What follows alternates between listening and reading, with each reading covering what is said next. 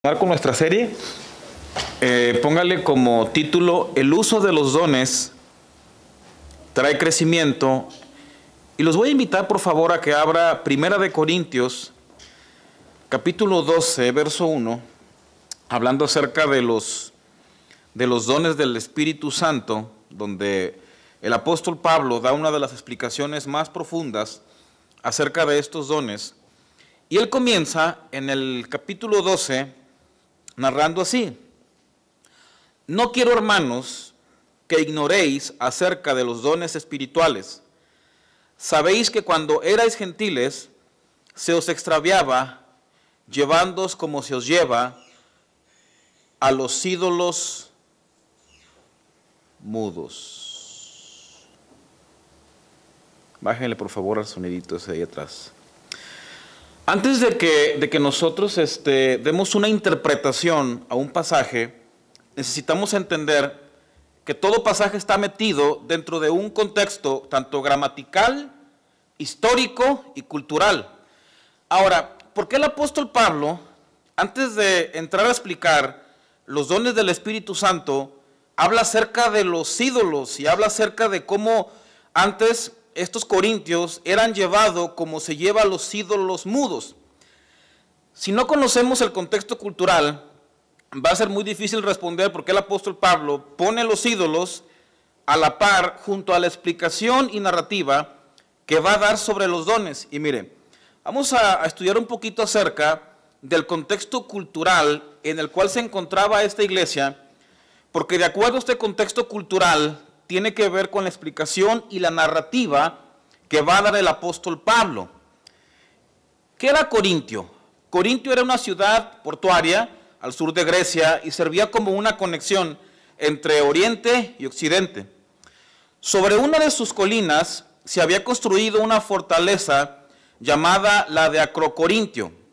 Aquí se había construido un templo a una diosa conocida como la diosa Afrodita. Muchos hemos escuchado ese nombre, Afrodita. Era la diosa griega de la fertilidad, que se dedicaba a la lujuria y al amor sexual desenfrenado. Los romanos la adoraban como la diosa de Venus, pero era una diosa que tenía que ver con fertilidad. Este templo sirvió como un lugar para el culto de las religiones antiguas, religiones cananeas también. En este lugar se encontraban mujeres llamadas sacerdotisas. Estas mujeres aquí, las sacerdotisas, eran prostitutas. O sea, estas mujeres, cuando un hombre iba a adorar a un ídolo, a la diosa Afrodita, llegaban estos hombres y estas mujeres servían para tener relaciones sexuales sobre el altar de la diosa Afrodita. Incluso se llegaban a hacer orgías ahí, que era como parte de la adoración y del culto que se le hacía a esta diosa. Estas mujeres se preparaban de la siguiente manera para entrar a ministrar el culto a la diosa Afrodita. Eran mujeres que se provocaban un estado de euforia, éxtasis, histeria, alucinaciones, hipnosis, incluso muchas veces usaban vino, droga. Y una vez que quedaban todas en un estado de histeria colectiva, de emoción, de éxtasis, entonces se decía que habían alcanzado el nivel más alto de espiritualidad y estas mujeres habían entrado en contacto con las divinidades. Por eso recuerden que Pablo está corrigiendo el desorden, que se estaba pareciendo mucho a lo que se estaba practicando con las religiones paganas. Ellos habían salido de ahí y Pablo está entrando a hacer un contraste entre la cultura religiosa de la cual habían salido y lo que ellos estaban practicando dentro de la ya iglesia cristiana Corintio. Corintio era una ciudad bastante pervertida. Incluso a la gente que cometía el pecado sexual se le decía que estaba corintizando. Tan perversa era esa ciudad. Y fíjense que aquí, cuando dice se os extravia llevándonos, es una palabra que conlleva la idea de ser llevado como un prisionero sin oposición. O sea, está hablando que las sacerdotisas que practicaban esto, quedaban completamente controladas, obviamente, por la histeria, por el vino, por las drogas, y no podían calmarse, no podían controlarse, porque era algo que estaba ocurriendo dentro de la iglesia de los Corintios. Ya estudiamos que la llenura del Espíritu Santo no tiene nada que ver con temblorina, con histeria colectiva, sino todo lo contrario. ¿Tiene que ver con qué? Con control. Y es lo que el apóstol Pablo quiere hacer, ese contraste. Que la llenura, que el fluir de los dones del Espíritu Santo no tiene nada que ver con un estado de éxtasis emocional, sino todo lo contrario. Tiene que ver con un control total. Entonces, Pablo procede a explicarles y les dice, y el espíritu de los profetas, Corintios, ¿está qué? Está sujeto a los profetas. Pero es que no puedo parar de temblar, de hablar en lenguas y de profetizar. No. Nosotros no somos parecidos a las religiones paganas. En el cristianismo usted puede tener el control del don que usted tiene. Por eso él dice, miren, vamos poniendo orden. Recuerden que el contexto cultural que Pablo está usando es el de la iglesia de los Corintios. El problema que tenemos muchas veces los occidentales es que queremos interpretar la Biblia sin tomar en cuenta el contexto cultural y a la iglesia a la cual se lo está diciendo. Y muchas veces lo leemos sin tener en cuenta eso. Pero eso tiene mucha importancia porque en base aquí podemos saber qué es lo que Dios realmente quiso decir. Y fíjense, dice, vuestras mujeres callen en la congregación. Y tiene una relación porque las personas que dirigían los cultos paganos, ¿quiénes eran? Eran las mujeres, eran las sacerdotisas. Y entraban en ese estado de éxtasis y de gritería e interrumpía todo, pues. Y dice, porque no les es permitido ¿qué? ¿Sí me van siguiendo o no? Primera de Corintios 14:34. Que las mujeres callen en la congregación, porque no les es permitido, ¿qué? Hablar. Ahora yo pregunto, ¿la mujer no debe de hablar? Ahora, se ha interpretado este pasaje también para decir que la mujer no puede enseñar o no puede predicar. Pero vamos a ver por qué Pablo lo estaba diciendo, por qué cayó a esas mujeres. ¿Qué es lo que debemos de ver? ¿Por qué las cayó el apóstol Pablo? Y dice, sino que estén sujetas, como también la ley lo dice. Y si quieren aprender algo, fíjense lo que dice, pregunten. ¿Cuál era el problema con estas mujeres? ¿Que estaban qué? Que estaban preguntando. Vamos a ver qué. Dice, pregunten en casa a sus maridos, porque es indecoroso que una mujer hable en la congregación. Déjenme explicar lo que estaba ocurriendo. En las congregaciones o templos corintios no había micrófonos como ahorita. Ahorita me escucha, ¿no? Hasta allá me escucha, hasta el fondo. Bueno, antes no había micrófonos y los auditorios eran grandes. Lo que se hacía era que regularmente pues, no había cuneros ni cuidado de niños. Era que el varón se iba hasta el frente para el varón escuchar todo lo que el apóstol estaba enseñando. Y la mujer, para que los niños no interrumpieran la enseñanza, se quedaban atrás con los niños. Casi no escuchaban nada. Entonces, cuando Pablo, cualquier apóstol, estaba predicando, dicen los historiadores que la mujer decía, ¿qué quiso decir, viejo? O predicaba, que la salvación, ¿qué? No entendí bien, que la salvación, ¿qué? Y Pablo sí. Oye, pero ¿cómo? Y preguntaban dentro de la congregación. Por eso Pablo dijo, mira, este es un desorden que está interrumpiendo el fluir de la palabra. Por eso dijo, las mujeres, por favor, quiero que guarden silencio y toda duda que tengan, se la pregunten a su marido. ¿Dónde? En su casa. ¿Por qué razón? Porque estaba interrumpiendo el fluir de la predicación. Ahora, no significa que la mujer no pueda hablar o que no pueda enseñar, pero lo que sí no debe ser una mujer, ¿qué es? Interrumpir. Una mujer o un hombre no puede interrumpir, ¿qué? El fluir de la palabra de Dios. Y miren, porque es indecoroso que una mujer hable en la congregación. ¿Es indecoroso que hable? No, es indecoroso que ¿qué? Que interrumpa. Igual que un varón o cualquier persona es indecoroso.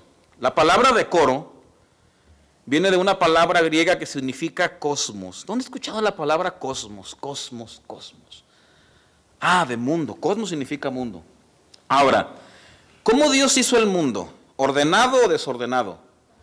Tiene un orden perfecto el mundo, bien hecho, todo coordinado, todo bien medido, gira sobre sus ejes perfectamente bien. Ahora, Dios hizo el mundo cuachalotón, sin colores, todo ahí como saliera, o le puso un decoro, un adorno, una belleza majestuosa. Le puso una belleza majestuosa. Ahora, esta palabra decoro significa orden y significa también ¿qué? Significa también decoro. Habla de un orden perfecto. La cadena alimenticia tiene un orden perfecto también. Los animales, fíjense, tienen una belleza majestuosa. Los pavorreales, hermano, los pavorreales tienen unos colores que se sorprende uno. Hermosos, abren sus colores y mira nomás qué belleza. Porque Dios todo lo hizo ¿cómo? Ordenado y con decoro. Por lo tanto, en la casa de Dios todo debe de girar en torno al orden y al decoro también. Y mire, yo sé que Pablo dice, no se adornen del exterior, sino que lo que tengan ordenado, limpio, ataviado sea el interior. Ahora, eso no significa que puedo venir como sea y presentarme delante de Dios. O sea, hay gente que, por ejemplo, se viste muy bien, de corbata, bien limpio, bien pulcro, pero por dentro, ¿cómo están? Sucios, desordenados. O sea, dice Dios, no, que tu primera vestimenta sea ¿cuál? La interior, la de dentro, que todo esté ordenado dentro de tu ser. Pero eso no significa que no puedes ordenar tu exterior también. Y mire, yo lo entendí esto, porque yo la verdad, yo llegué a venir a la iglesia a predicar en pants y en guaraches. Muchos saben. Pero después dije, no, es que si realmente uno se atavía bien por dentro y por fuera, debe demostrar en toda su vida. Y dije, no, y ni en pants, era pijama se me hace.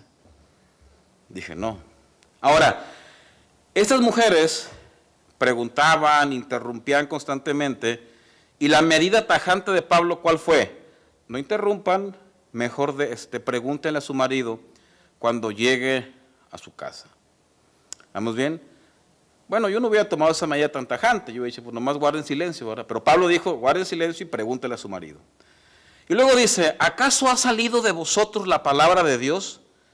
¿O solo a vosotros ha llegado? Si alguno se cree profeta o espiritual, reconozca que lo que les estoy escribiendo es mandamiento del Señor. Y luego dice, pero hágase todo decentemente y ¿con qué?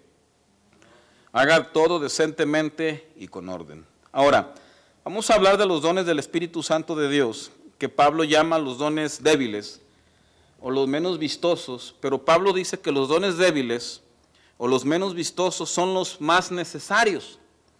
Y los dones fuertes, los más vistosos, los que los corintios anhelaban más, eran los dones de sanidad, profecía, interpretación de lenguas, milagros, fe. Y Pablo dice, sí, esos dones tienen una parte, pero el problema es que ustedes todos están queriendo esos dones. Y los dones chiquitos los hacen de menos, cuando en realidad son los más necesarios. Era lo que el apóstol Pablo estaba diciendo aquí.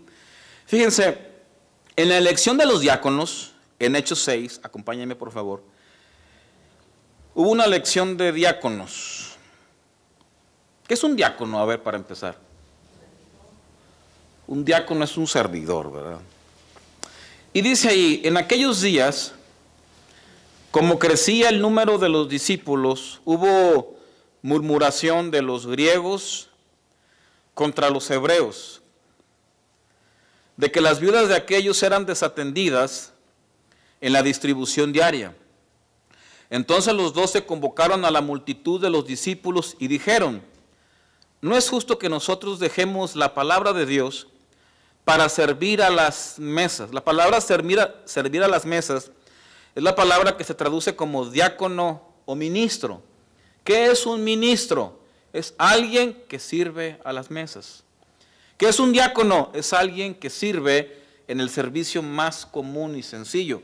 Ahora se ha perdido esto de contexto. Hoy un ministro, la palabra ministro suena hasta grande, pero en el contexto cultural de los judíos, un ministro es alguien que sirve la comida, que lava, que sirve dentro de la iglesia en las labores más humildes. Eso es un ministro. Y luego fíjense lo que ocurrió. Buscad pues, hermanos, de entre vosotros a 7 varones de buen testimonio, llenos del Espíritu Santo y de sabiduría, en quienes encarguemos este trabajo. Y nosotros persistiremos en la oración y en el ministerio de la palabra. Agradó la propuesta a la multitud y eligieron, fíjense bien, eligieron diáconos, ministros o ujieres, como usted le quiera llamar. Eligieron primero a Esteban, varón lleno de fe y del Espíritu Santo. Pongan mucha atención. De este grupo de 7, 2 se destacaron más adelante por ser hombres que Dios los usó en sanidades, prodigios y milagros. El primero es Esteban, varón lleno de fe y del Espíritu Santo. Y el segundo es, dice aquí, a Felipe, a Prócoro, a Nicanor, a Timón, a Parmenas, a Nicolás, prosélito de Antioquía, a los cuales presentaron ante los apóstoles, quienes orando les impusieron las manos. Ahora, fíjense la bendición de usar los dones que Dios nos ha dado. ¿Qué trajo como consecuencia? Y crecía la palabra del Señor y el número de los discípulos, ¿qué ocurrió? Se multiplicaba grandemente en Jerusalén y muchos de los sacerdotes, fíjense bien, judíos, obedecían a la fe. Aquí hay un principio bien importante, hermanos. Dios nos ha dado dones a todos, a cada uno nos ha dado la manifestación ¿de qué? Del Espíritu Santo. En algo en tu vida se manifiesta la presencia del Espíritu Santo, hablando de dones en este momento. Tienes un don que manifiesta esa presencia de que eres salvo. Y ese don debe ser usado ¿dónde? Dentro de la iglesia. Fíjense, estos 2 servidores, tanto Esteban, dice que estaba lleno de gracia y de poder y hacía grandes prodigios, señales y milagros ante el pueblo. Felipe también, en Samaria, dice que hizo un avivamiento tremendo de poder y de milagros. ¿Por qué? ¿Cómo estos hombres que iniciaron sirviendo a las mesas en una función bastante humilde fueron usados tan grandemente después? Porque el Señor dice, el que es fiel en lo poco, Dios nos dará ¿qué? Dios nos confiará algo mayor, algo mucho más grande, ¿sí? Abra por favor Lucas, lo voy a invitar a que abra Lucas 16. Y aquí voy a entrar a centrar mi mensaje un poquito más. En Lucas 16, verso 1, hay una parábola que durante muchos años para los estudiosos parecía una contradicción, porque habla de un hombre tranza, al cual Jesús lo alaba. Y por muchos años la gente no entendía cómo Jesús podía alabar a este hombre que había hecho tranzas. Pero a través de los años vamos aprendiendo más de la palabra, vamos discerniendo, vamos comprendiendo. Y obviamente hoy tenemos un significado bastante claro de esta parábola.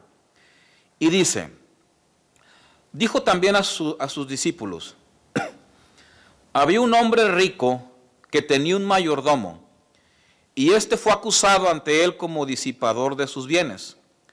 Entonces le llamó y le dijo, ¿qué es esto que oigo acerca de ti?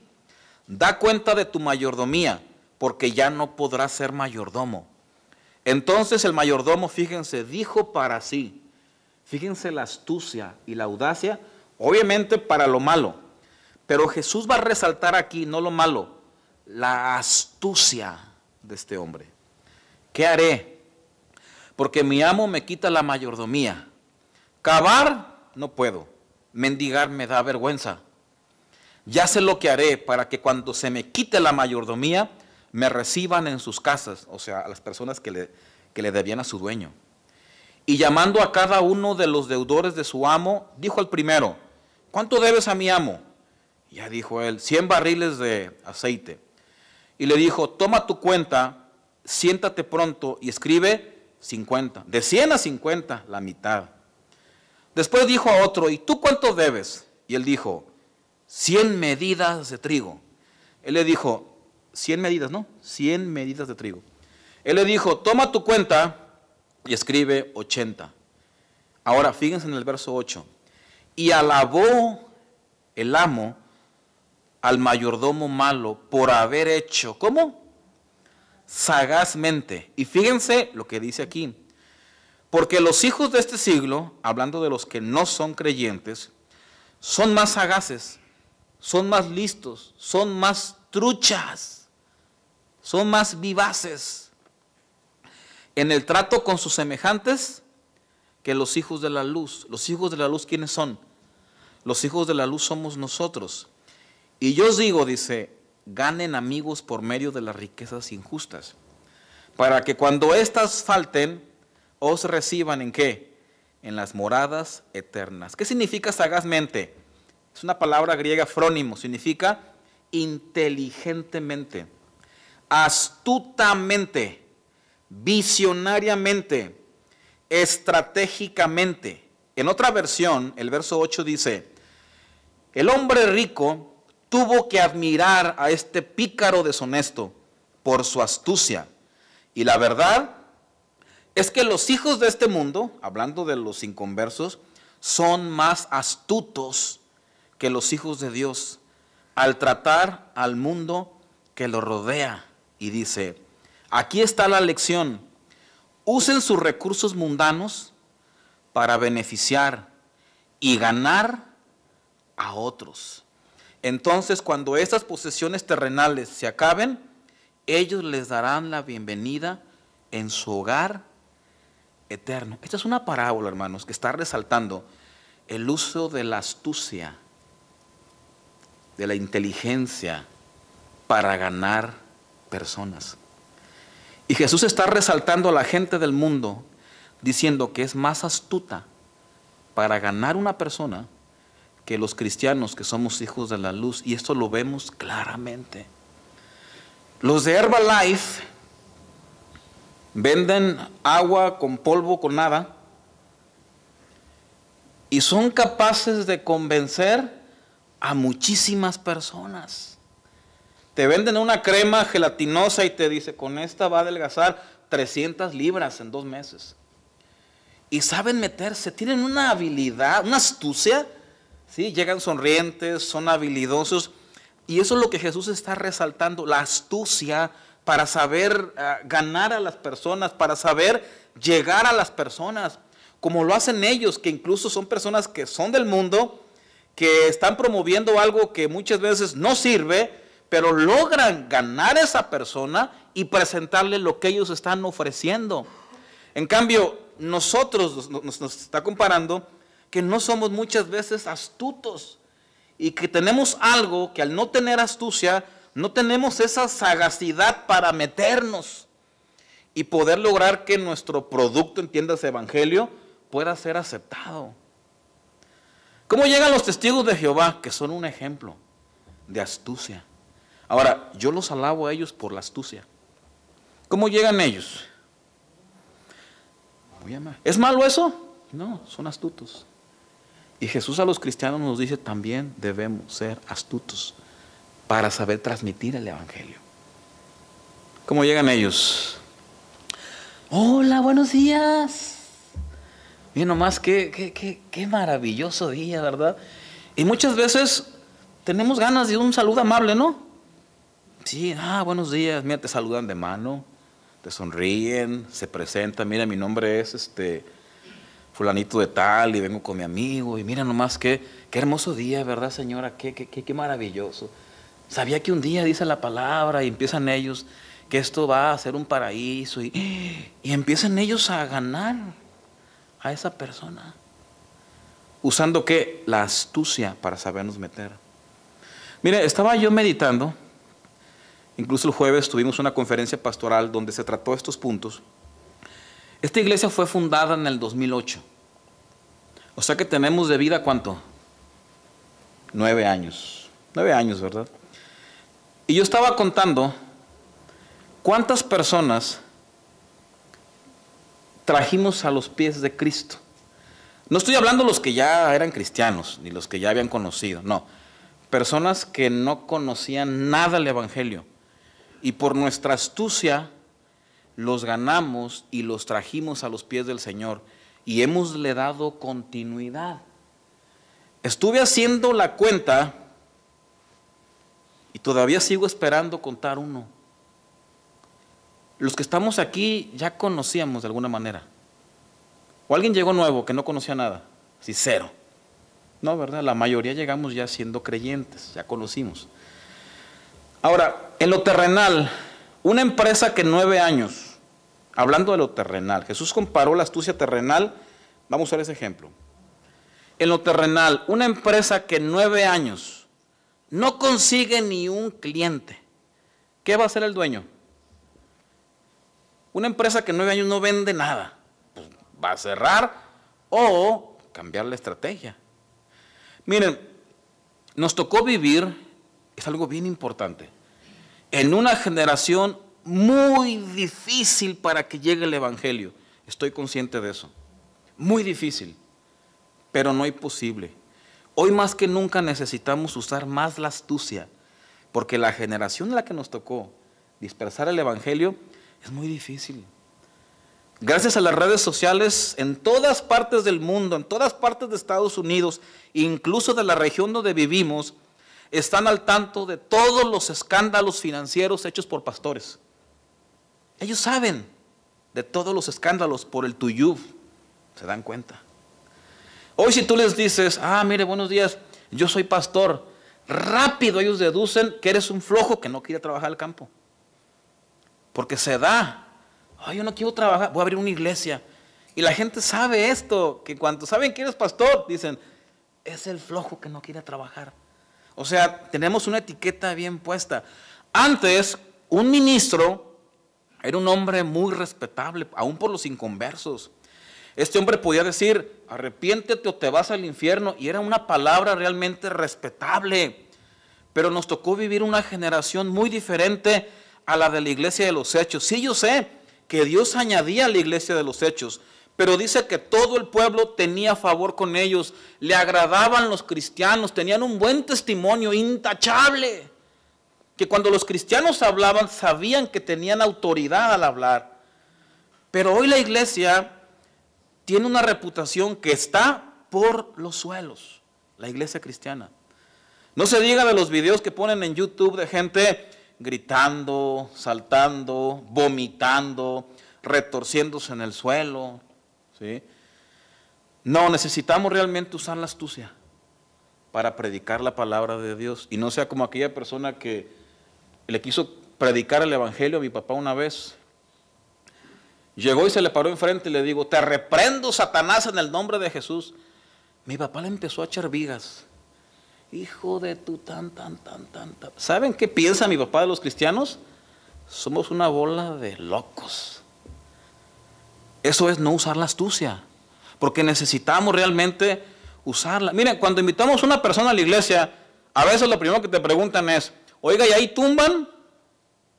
O piden mucho dinero ahí. ¿Por qué? Por el testimonio que hemos dado. Necesitamos realmente usar la sabiduría para saber realmente llegar al evangelio a las personas. Vivimos en una generación arisca, escéptica de la palabra de Dios. Y si no somos astutos para saber llevar el evangelio, vamos a estar otros 9 años aquí, los mismos, por no saber usar la astucia para saber penetrar el evangelio en ellos. ¿Cómo va a llegar la prostituta que en este momento está cansada de su estilo de vida? ¿Acaso va a estar dormida y va a decir, ve a 108 North Wisconsin? Das vuelta en el restaurante de los osos y está un ujier ahí en la puerta. Abre y te van a recibir. ¿Así es como llegan las personas? Pablo dijo, ¿cómo pues invocarán a quien al que no han creído? ¿Y cómo creerán en aquel que no han oído? ¿Y cómo van a oír si no va nadie a predicarles? ¿Cómo van a oír? ¿Sí están aquí o se me durmieron? Los veo como que ya están dormidos, ¿verdad? Ahora, Pablo también, fíjense, el apóstol Pablo, un hombre muy astuto, fíjense lo que dijo en 1 Corintios 9:20. Ábralo, por favor. Es un pasaje que en su momento usamos para para contrarrestar la enseñanza que surgía por ahí de que de repente se volvían cholos o ponían el perreo cristiano y fundamentaban de que Pablo se hacía de un bando y de otro. Obviamente eso era algo pecaminoso, pero lo que Pablo nos está ilustrando aquí es usar la astucia para saber llegar a otras personas. Y dice, me he hecho a los judíos como judío. ¿Para qué razón? Para ganar a los judíos para Cristo. ¿Y para qué? Si Dios añade, ¿no? ¿Para qué ganar? Bueno, Dios añade en base a la astucia que los creyentes usan para ganar a los otros, a los que están sujetos a la ley, aunque yo no esté sujeto a la ley. Como sujeto a la ley para ganar a los que están sujetos a la ley. A los que están sin ley, fíjense bien, me hago como si yo estuviera sin ley, no estando yo sin ley de Dios, sino bajo la ley de Cristo. ¿Para qué razón? Para ganar a los que están sin ley. Me he hecho débil a los débiles, para ganar a los débiles. A todos, fíjense bien, me he hecho ¿qué? Me he hecho de todo, para que de todos modos yo logre salvar a algunos, salve a algunos. Déjeme ilustrarlo. O sea, me he hecho de todo. Si tiene un vecino que le gusta mucho la jardinería y usted va a ser astuto como Pablo, ¿cómo va a llegar? ¿Cómo va a usar la astucia? ¿Cómo va a poder llegar a esa persona? Pues va y se compra el jardinería para damis, ¿verdad? Y yo no sé nada de jardinería, me pondría a estudiar algo. ¿Para qué? Para saber encontrar algo en común entre él y yo. Y ahí poder encontrar un lazo.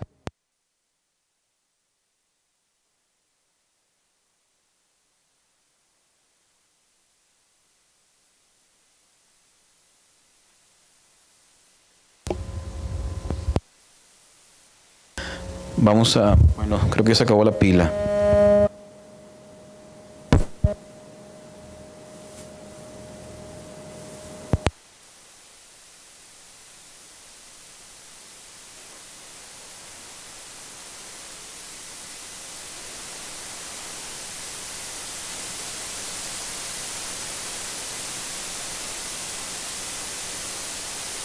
Pues, creo que ahí está, ¿verdad? Bien. Entonces, ¿cómo llegaríamos con esta persona? Obviamente, a través de la astucia. No sé, hay muchas maneras. Pero ¿qué pasa si yo digo, usted es un hombre destituido de la gloria de Dios, el infierno está por tragarlo? Yo soy Juan el Bautista. Sí, pero Juan el Bautista tenía su testimonio. Recuerde que estamos en una cultura difícil, donde nos consideran locos, donde no nos creen nada. Esta generación nos tocó vivir. Nos tocó vivir en esta generación. Le aseguro que el jardinero va a agarrar la manguera y lo van a bañar de agua. Necesitamos usar la astucia. Fíjense, en otra versión dice, si con todos trato de encontrar algo que tengamos en común y hago todo lo posible para salvarlos, ¿para qué esforzarnos? ¿Para qué se esforzaba el apóstol Pablo? Si es el Espíritu Santo el que añade, ¿no? Fíjense, Proverbios dice, Proverbios 11:30. El fruto del justo es árbol de vida, y el que gana almas es sabio. Los que ganan almas, Salomón, aquí lo compara como un árbol que da vida. ¿Por qué? Una persona que comparte el Evangelio es comparado en la sabiduría de Salomón como un árbol que da vida a los muertos. Un árbol que da vida a los muertos. O sea, una de las preguntas que nos hicieron el jueves en el Congreso de Pastores es, ¿de qué sirve que tengas tanto conocimiento? No, la pregunta fue así. Con todo ese conocimiento que has adquirido, con todo ese, ¿cuántas almas has logrado traer a los pies de Cristo con todo lo que sabes? Nos quedamos así.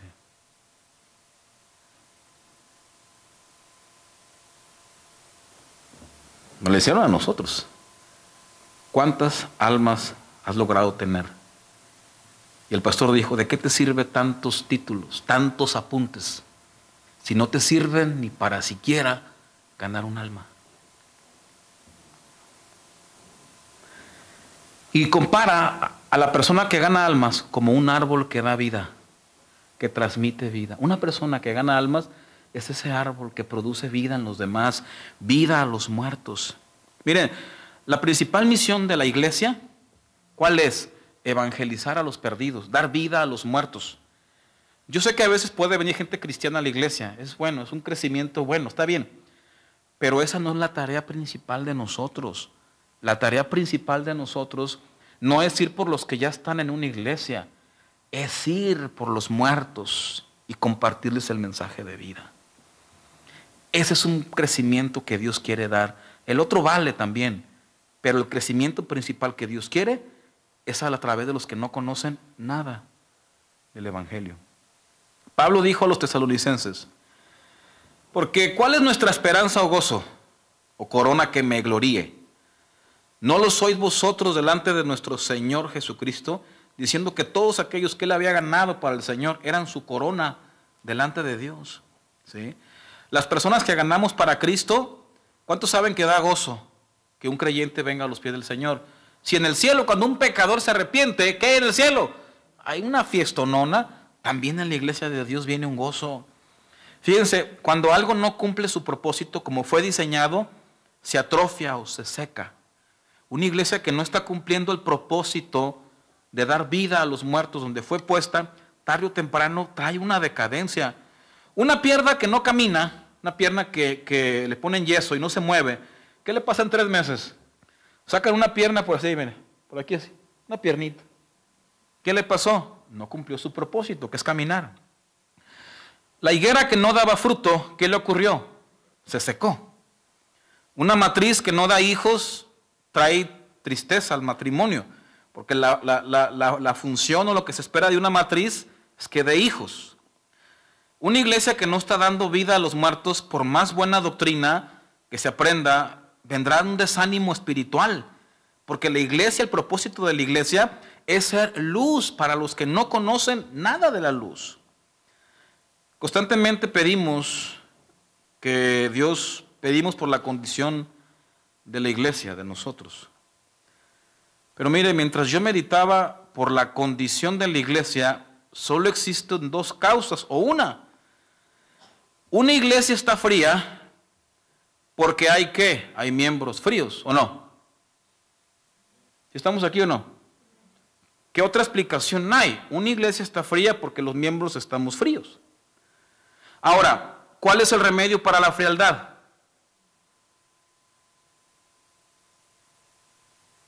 Pablo dijo a Timoteo, le dio la solución. ¿Qué le dijo?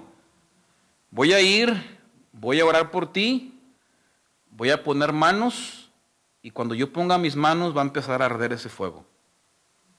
No, tú aviva, tú.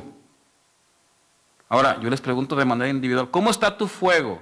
¿Hay alguno frío aquí? No me levante la mano, pero en su interior levante la mano. Sí, estoy frío. Ok. ¿Qué creen que les dirá el apóstol Pablo?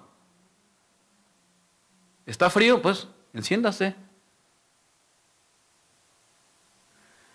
Necesitamos, hermanos, convertirnos en árboles, dadores de vida, porque eso tarde o temprano va a traer muchísimo gozo a cualquier iglesia, a cualquier grupo. ¿Estamos bien? A cualquier grupo. El año que viene, bueno, más bien este término de año, necesitamos orar. Voy a hacer una reunión con los ancianos, con los servidores, y sentarnos a planear cómo podemos realmente alcanzar a las personas. Necesitamos, no sé, pero poder llegar a las personas necesitamos ser astutos para llegar. Las personas no van a llegar por obra divina si nosotros no ganamos a las personas. Necesitamos manos, necesitamos trabajar en la obra de Dios. ¿Sí? Por eso estamos estableciendo todo este orden, para que cuando venga una persona que no conoce a Dios, sea la primera vez que la persona viene, pues sea recibido con una sonrisa amable, con un trato cálido, que vea un orden, que vea decoro al lugar, que realmente vea el orden, el Dios de orden que predicamos, pueda ser reflejado a través de nosotros y esa persona pueda realmente ser ministrada. Amén. Mire, voy a hablar de unos dones, de los dones de los que Pablo dijo, los chiquitos, los débiles, los que casi nadie quiere, pero que son los que la iglesia más necesita. Todos los que estamos aquí somos convertidos. ¿Alguien que no se ha convertido aquí? Levante la mano o calle para siempre. Bueno, quiere decir entonces que si usted es convertido, tiene un don del Espíritu Santo. Uno tiene. Y es necesario que lo use si queremos avanzar en la obra de Dios. Ahora, por favor, Romanos 12:6. Y vamos a estudiar un poquito, un repaso a estos dones. Ya los dones de poder, de fe, de milagros, de sanidad, eso lo vamos a ver después. Ahorita necesitamos que se pongan en uso los dones que la iglesia más necesita, dijo Pablo. Dígame cuando ya lo tenga, por favor. Dice, de manera que teniendo diferentes dones, según la gracia que nos es dada, ¿todos recibieron gracia? Sí, ¿verdad? Si el de profecía, úsese conforme a la medida de fe. Esto lo vamos a ver la semana que entra. O si el de servicio, en servir. El que enseña en la enseñanza. El que exhorta en la exhortación. El que reparte con libertad. El que preside con solicitud.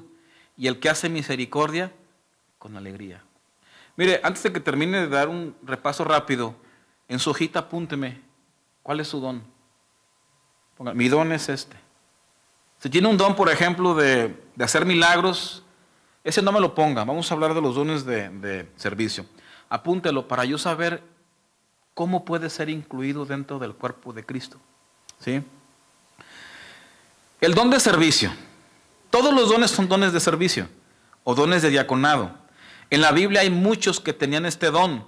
Por ejemplo, Estefanas, que fue ganado por Acaya, dice en 1 Corintios 16:15, hermanos, ya sabéis que la familia de Estefanas es la primicia de Acaya, o sea que a través de Acaya fueron ganados para Cristo la familia de Estefanas, que ellos se han dedicado al servicio de los santos.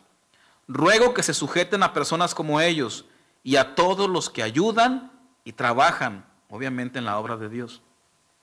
El mejor ejemplo del don de servicio es el de Hechos 6, donde Esteban y Felipe fueron elegidos y se ve cómo la obra creció porque usaron ese don. Ahora, ¿cómo detecta un pastor una persona que tiene este don? Porque es una persona que se ofrece a limpiar, a reparar, a servir, lo ves que quiere hacer algo, hay un llamado para cocinar y se apunta, sirve la comida, y es una manera en la que ellos manifiestan ese amor. Ahora, ¿cómo yo como cristiano sé que tengo ese don? Porque yo tengo un deseo de querer servir en lo que sea, pero yo quiero servir en algo.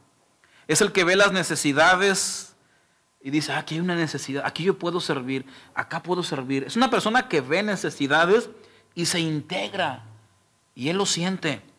Es una persona que tiene un espíritu de servicio. ¿Qué es un espíritu de servicio? Es una persona que te resuelve un problema. Es como hace 2 semanas, la semana pasada fuimos a la Seymart y andaba buscando un bolillo para unas tortas. Y ya llegamos y estaba un muchacho ahí de trabajador y le preguntamos, oye, unos panes que son baguettes que andamos buscando y, I don't know, no hay, no hay, señor.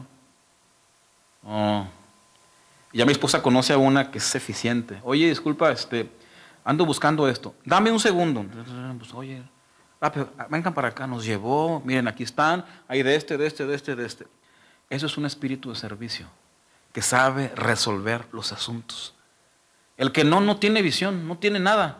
El que lo tiene esa visión para resolver. El que no, oiga, pastor, ¿y esto? Oiga, ¿y cómo le hago aquí? Oiga, ¿y cómo lo subo? No, pues, se supone que es el trabajo de alguien que tiene el don de servicio. ¿Sí? Que tiene ese espíritu de servicio en él. El siguiente don es el de enseñanza. Puede operar de muchas maneras, en la enseñanza a adultos, en la enseñanza a niños.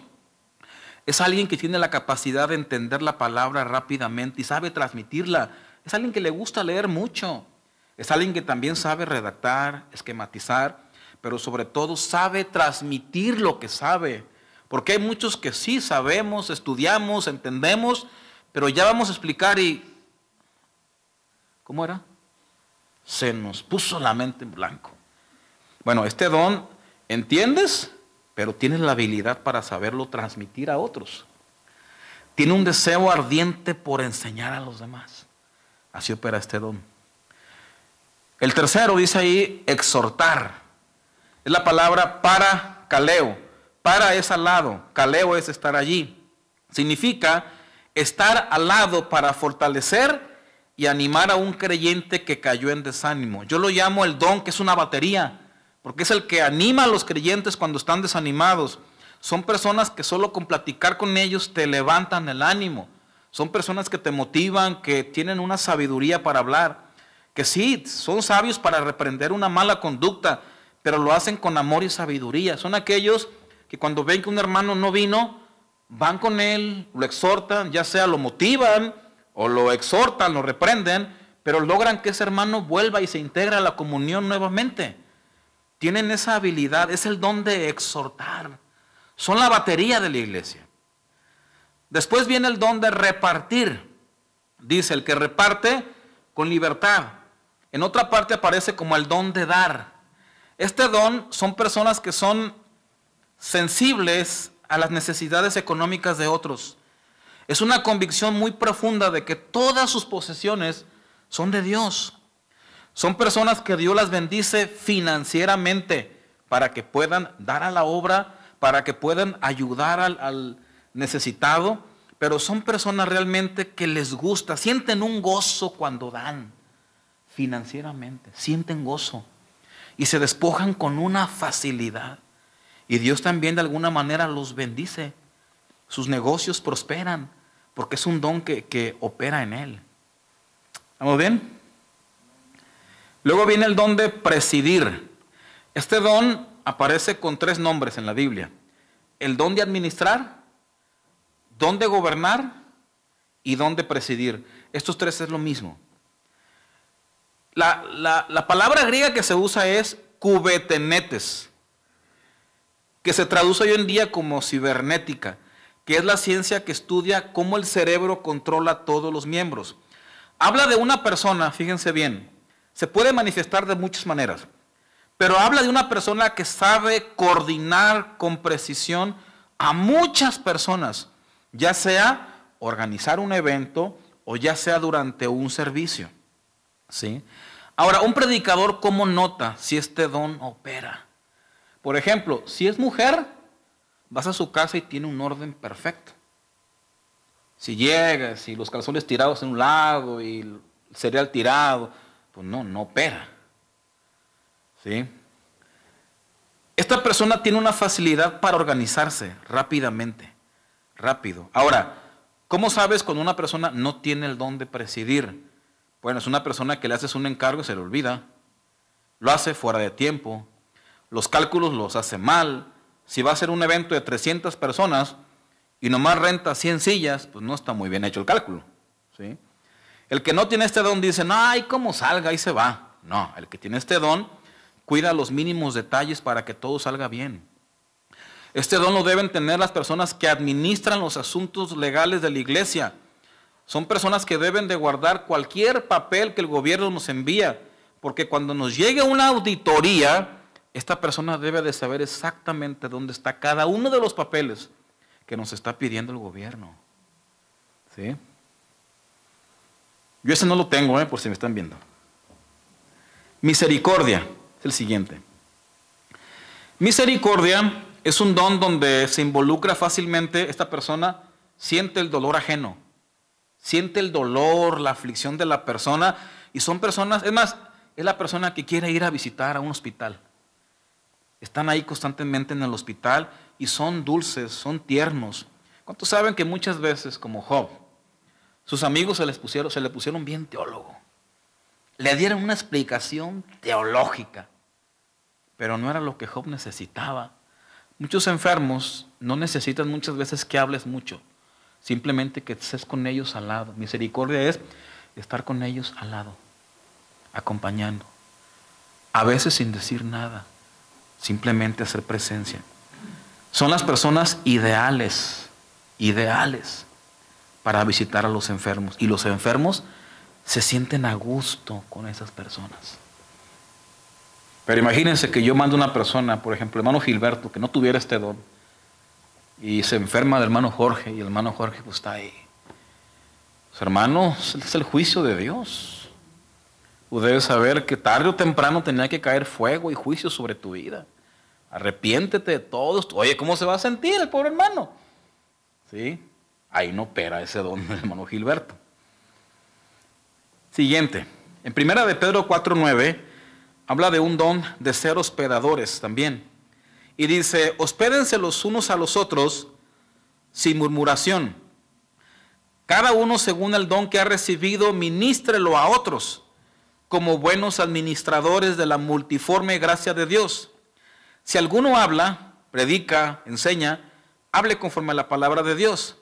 Si alguno ministra, si es ministro, diácono, ujier, ministre, sirva conforme al poder que Dios le da, para que en todo, ¿quién va a ser glorificado en el uso de nuestros dones? Sea Dios glorificado por medio de Jesucristo. Y mire, quiero terminar con lo siguiente, quiero hacer un llamado honestamente desde mi corazón.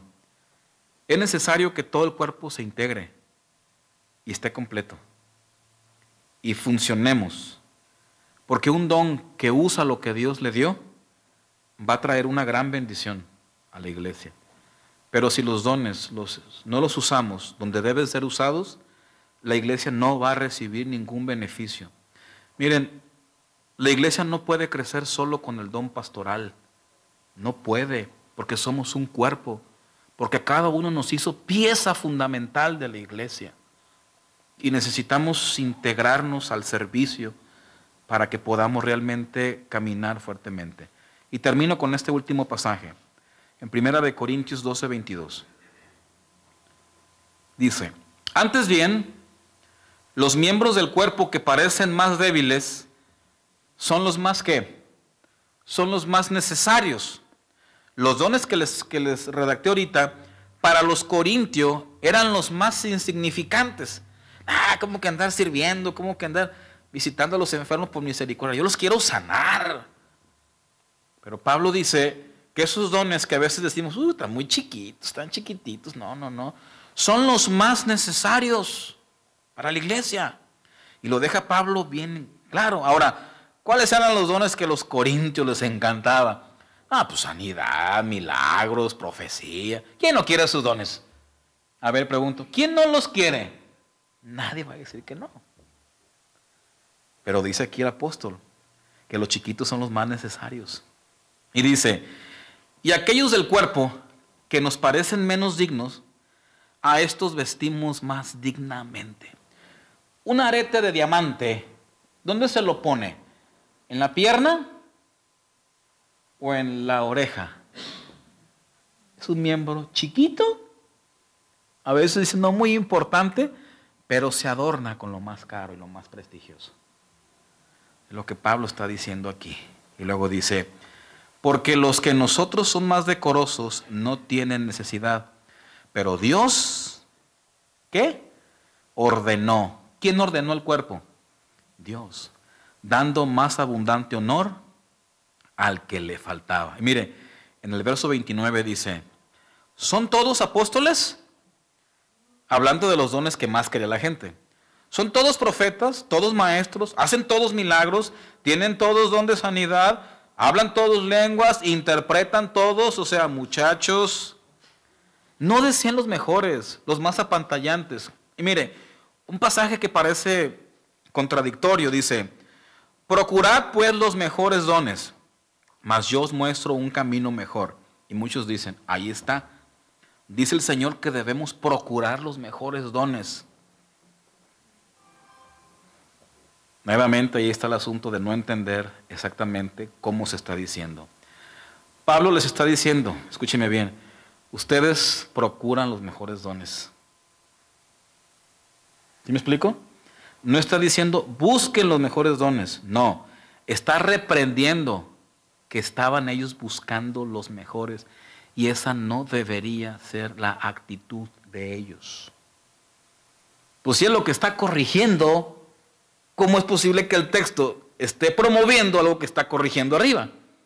No, él está diciendo, ustedes buscan los mejores dones, el de milagros, el de sanidades, el de lenguas, el de interpretación de lenguas, pero yo les muestro un camino mejor, el del amor. Pero también dice que los más pequeños son los más necesarios para que el cuerpo realmente funcione. Amén. Mire, el primer paso, hermanos, para comenzar a crecer, ponga sus dones al servicio de la iglesia, sus manos y sus dones. En Hechos 6, cuando pusieron sus dones al servicio de la iglesia, hubo una bendición. Y el segundo, vamos a planear algo para poder llegar a las personas. No sé qué vamos a planear. Ore por nosotros, ore por los ancianos, ore por los servidores, para que Dios nos dé sabiduría para saber cómo poder alcanzar a las personas, qué estrategias podemos usar, qué astucia podemos usar, y apoye a la iglesia para poder realmente funcionar. Amén. Vamos a orar. Vamos a orar. Cierre sus ojos, por favor, y